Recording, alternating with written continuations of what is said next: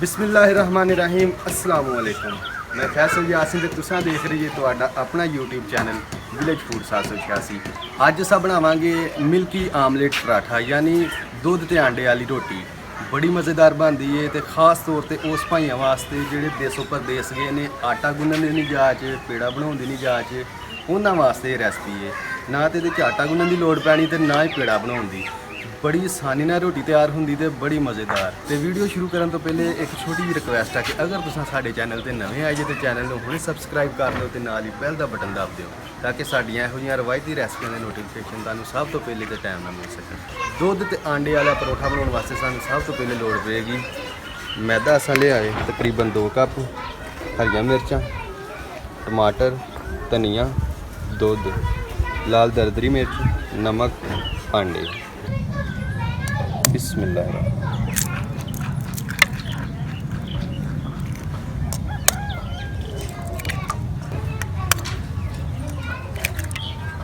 आंडिया नूं अच्छी तरह फेंट देंगे पहले।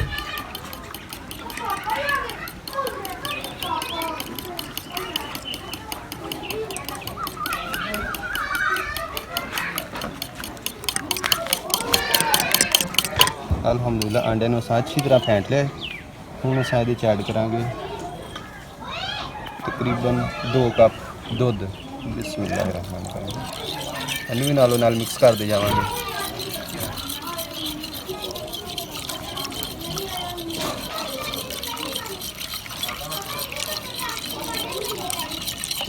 ਅਲਹਮਦੁਲਿल्लाह ਦੁੱਧ ਨੂੰ ਆਂਡਿਆਂ ਵਿੱਚ ਅੱਛੀ ਤਰ੍ਹਾਂ ਮਿਕਸ ਕਰ ਲਿਆ ਅਸਾਂ। ਹੁਣ ਇਸੇ ਤਰ੍ਹਾਂ ਅਸਾਂ ਮੈਦੇ ਨੂੰ ਆਸਤਾ ਆਸਤਾ ਮਿਕਸ ਕਰਾਂਗੇ ਵਿੱਚ।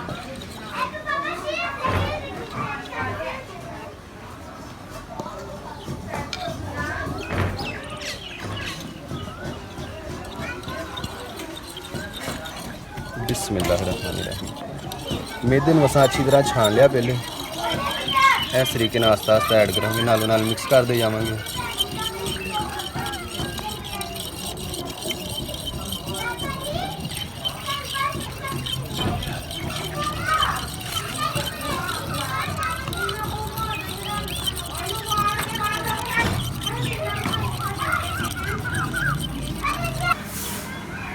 एक गल का लाजमी ख्याल रखना कि मैदे के छोटे छोटे लम्स रह जाते वो ना रहन। बिल्कुल अच्छी तरह सारी चीज़ां मिक्स होनी चाहिए।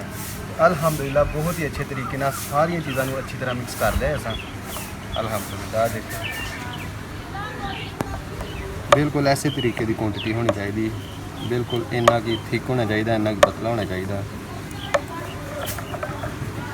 कि अच्छे तरीके ਨਾਲ सारी चीज़ां असां मिक्स कर लिया ने। हुण असां इहदे च बाकी चीज़ां ऐड करांगे। बिस्मिल्लाहिर्रहमानिर्रहीम। हरिया मिर्चां की कटाई कर लांगे। हरिया मिर्चां की जिन्नी बरीक कटाई करांगे रोटी ओडी ही ज़बरदस्त तैयार होगी अल्हम्दुलिल्लाह।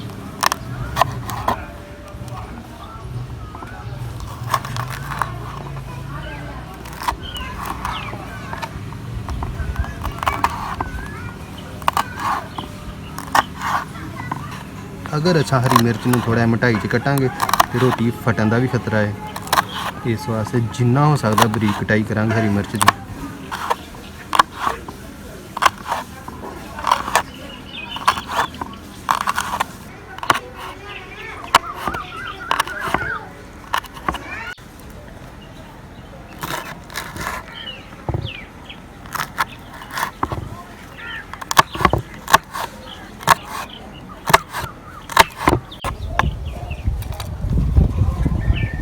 बिस्मिल्लाहिर्रहमानिर्रहीम। सब्ज़ धनिया ऐड करांगे।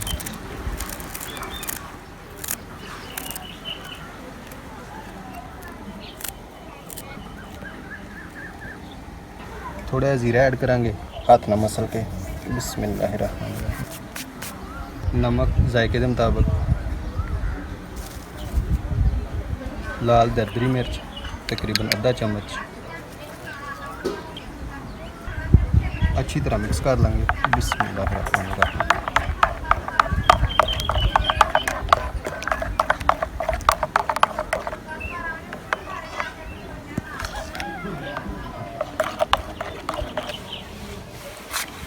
ਅਲਹਮਦੁਲਿਲਾ ਬੈਟਰ ਬਿਲਕੁਲ ਤਿਆਰ ਹੈ, ਯਾਨੀ ਅਸਾਂ ਆਟਾ ਬੜੀ ਆਸਾਨੀ ਨਾਲ ਗੁੰਨ ਲਿਆ ਹੈ। ਹੁਣ ਰੋਟੀ ਪਕਾਉਣਾ ਸ਼ੁਰੂ ਕਰਦੇ ਹਾਂ। ਤੇ ਸਭ ਤੋਂ ਪਹਿਲੇ ਹਾਂ ਤਵੇ ਨੂੰ ਚਾੜਾਂਗੇ ਚੁੱਲ੍ਹੇ ਤੇ। ਵੇਖੀ ਨਹੀਂ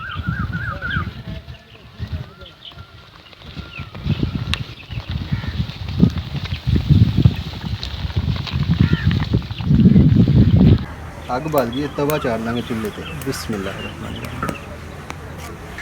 ਅਲਹਮਦੁਲਿਲਾ ਤਵਾ ਗਰਮ ਹੋ ਗਿਆ, ਤਵੇ ਤੇ ਐਡ ਕਰਾਂਗੇ ਘਿਓ।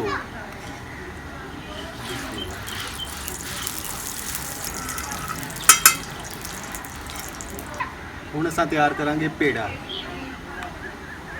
ਬਿਸਮਿल्लाह रहमान रहीम। ਅਲਹਮਦੁਲਿਲਾ ਪੇੜਾ ਬਿਲਕੁਲ ਤਿਆਰ ਹੈ। ਦੇਖਾ ਕਿੱਡੀ ਆਸਾਨੀ ਨਾਲ ਆਟਾ ਵੀ ਗੁੱਝ ਗਿਆ, ਪੇੜਾ ਵੀ ਤਿਆਰ ਹੋ ਗਿਆ। ਬਿਸਮਿल्लाह। ਇਹਨੂੰ ਅਸਾਂ ਤਵੇ ਤੇ ਐਡ ਕਰ ਦਾਂਗੇ।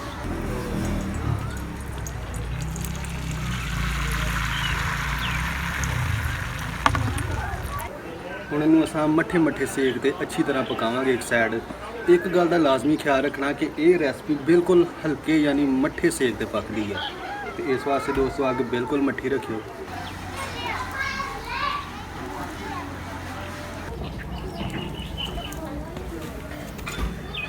ਅਲਹਮਦੁਲਿਲਾ ਬਹੁਤ ਹੀ ਅੱਛੇ ਤਰੀਕੇ ਨਾਲ ਇੱਕ ਸਾਈਡ ਜਿਹੜੀ ਫਰਾਈ ਹੋ ਗਈ ਹੈ।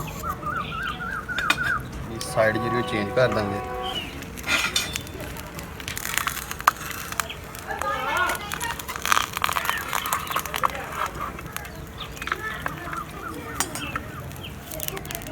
बिस्मिल्लाह। अल्हम्दुलिल्लाह।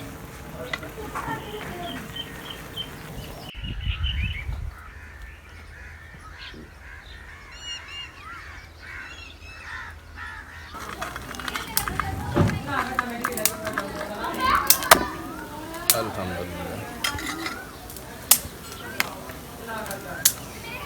ਕਿਉਂਕਿ ਇਹ ਰੋਟੀ ਜਿਹੜੀ ਰੇਸ਼ਮ ਤੋਂ ਵੀ ਨਰਮ ਹੁੰਦੀ ਹੈ, ਇਸ ਵਾਸਤੇ ਬਹੁਤ ਹੀ ਇhtiyਾਤ ਨਾਲ ਇਹਦਾ ਪਾਸਾ ਜਿਹੜਾ ਚੇਂਜ ਹੁੰਦਾ ਹੈ।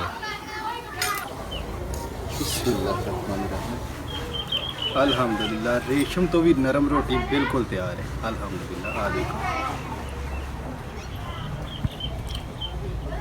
ਐਸੇ ਤਰ੍ਹਾਂ ਅਸਾਂ ਸਾਰੀਆਂ ਰੋਟੀਆਂ ਤਿਆਰ ਕਰ ਲੈਂਦੇ ਹਾਂ। ਬਿਸਮਿल्लाह रहमान रहीम।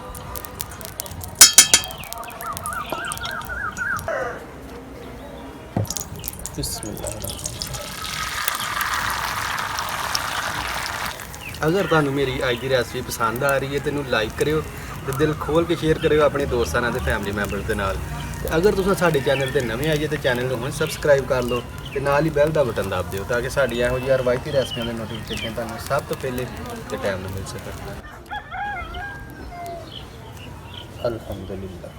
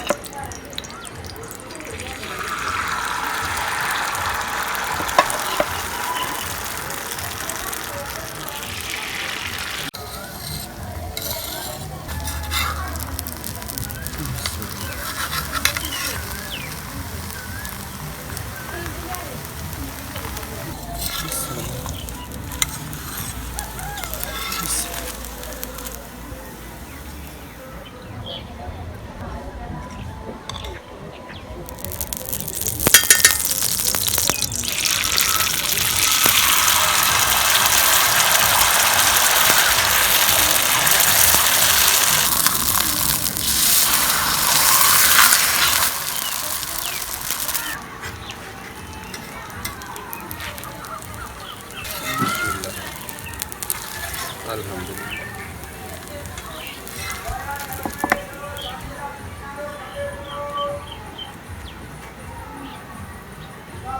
हाथ गरम है। बिस्मिल्लाह। अल्हम्दुलिल्लाह रेशम तो भी नरम रोटी।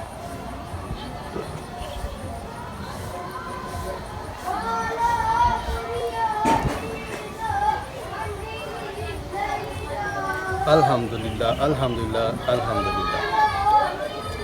बहुत ही मज़ेदार स्पाइसी नमकीन बड़ी मज़ेदार अल्हम्दुलिल्लाह।